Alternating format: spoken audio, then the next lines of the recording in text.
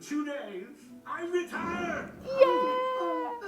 2 days. 2 days, Yes. huh? I have a gift for you. Before I give it to you, I need you to understand what it means to me. When I left Fireland, I gave my father the buck soul. It is the highest form of respect.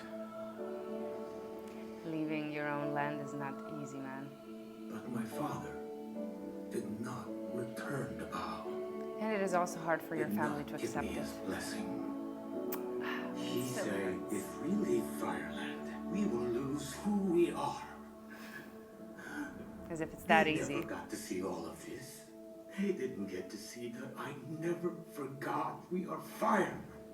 This is burden I still carry. Ember, it is important that you know you have my blessing every day you come in here. So I have this made for you. Wow, Ashva. This is why there's so much pressure on Ember, because there's an even bigger pressure on her father, and this is how generational trauma is carried within the family. I do believe this is a form of enmeshment, as Bernie's connection to his cultural identity and the fire shop has become so intertwined with Ember's life that it's creating this unspoken expectation for her to carry his legacy. This is what creates the blame and shame in Ember whenever she considers a different path for herself. Bernie has created the fire shop as a little island in which he can feel home. To him, it represents the fulfillment of his promise to himself, to never forget they are fire. But for Ember, that shop is simply her home. She loves it and cherishes it, but most kids will grow up to leave the home they grew up in. It is a natural process. And if you've done your job well enough as a parent, your kid will be eager to leave the nest. It's important to mention Bernie didn't mean to put that pressure on her. Most times what happens is that while growing up, the kid expresses the desire to take over, but as they grow up, they might start to reconsider and they never really address it for different reasons. And as a parent, many times we forget that the desires our children have during their growth might not remain the same when they grow up. We need to check in. As parents, we should have the duty to encourage our children to explore their own path. And as children, we need to make sure we are honest with ourselves and our parents in order to live a life that feels authentic and fulfilling. To be honest, there's so much more to say about this scene, but I'll stop here. Everyone's gonna see this. He's so Ember's proud. Fireplace. But she's so torn. Ember, so what'd So your mom happy say to see her, about man. our reading? Nothing. Look, I have a gift for you. And here it is, the self-sacrifice familial obligation continuously requires of us. The story her father told her makes her feel as if she's betraying her family for desiring a different path, so now she chooses to prioritize her family's expectations over her own dreams. This is also self-denial, and while it might feel a good choice on short term, on long term the individual might experience a lot of regret and dissatisfaction with their own life. And you came all the way here to give it to me? Wait, why are you giving me gifts? Yeah, that's a good question, wait. Oh no. Yeah. No. Hold on, I think I have something to show you. Just give me 2 seconds and you're gonna need a pair of boots. Okay. Yeah!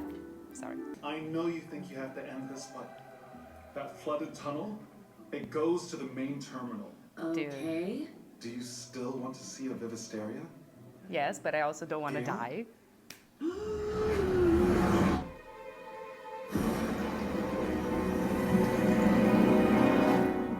That's safe. Wait, I'm supposed to get in there? The air should last. At least 20 minutes. They said you couldn't go in there. Why does anyone get to tell you what you can do in your life? Including your father. Yes, Ember. Live a little, girl. Take risks.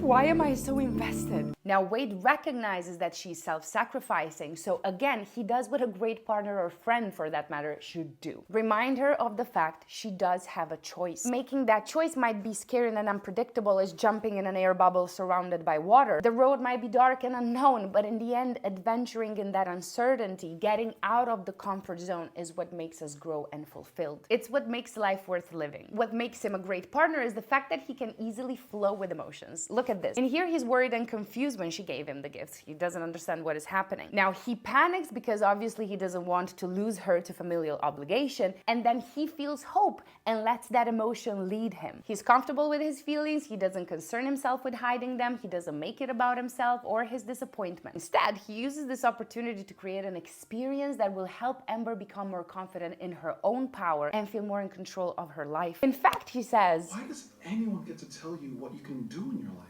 this is him saying, hey, you don't have to do anything if you don't want to. The choice is yours. Always. This is another if he wanted to, he would moment. This man was able to find a way for fire to be surrounded by water and not be put out. Okay, you're terrified. Get used to it. Look at him. All is safe. Encouraging smile back. I love it.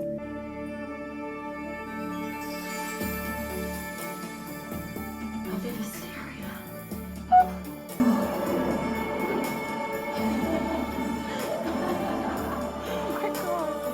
Wow, look how bright she is.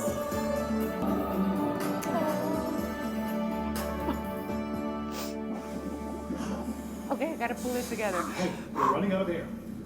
Shoot. They're toying with my emotions for Almost real, there. for real. Try to breathe slow and steady. Fudge!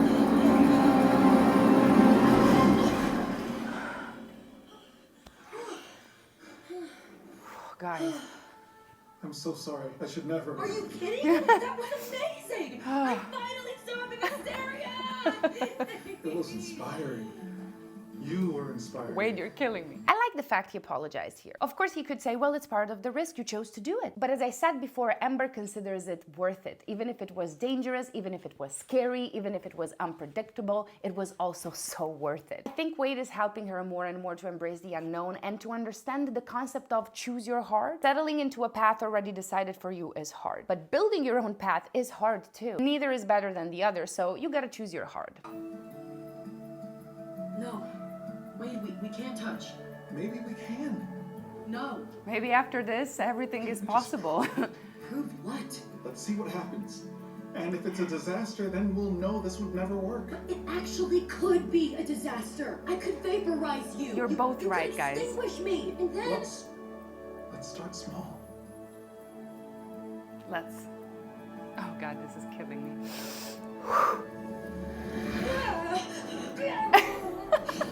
Okay. It's okay. Let's breathe and try again.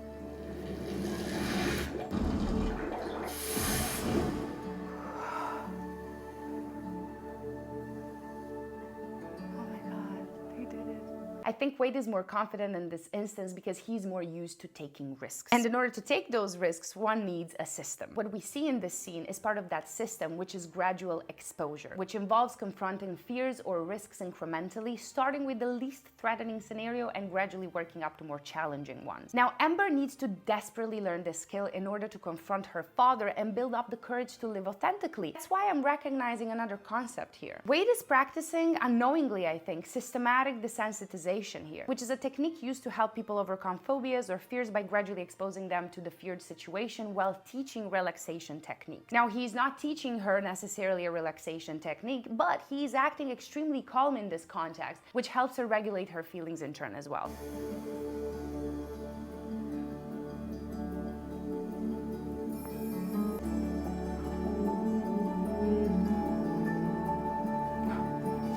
Oh wow, dense, really. I think this is a representation of interpersonal synchronization, where two people coordinate their actions and behaviors in a way that is mutually beneficial. In psychology, this is often explained as the relationships where partners learn to dance together, adjusting their behaviors as they go to ensure the other is comfortable. I also think they're trying to show us how they're finding their balance. This back and forth motion here, it's like it represents them finding the equilibrium where neither is overwhelmed by the other's presence. That's why there can't be one leader in relationships, because both are equally responsible for this balance, and they're the only ones that control it. And we began looking at this door.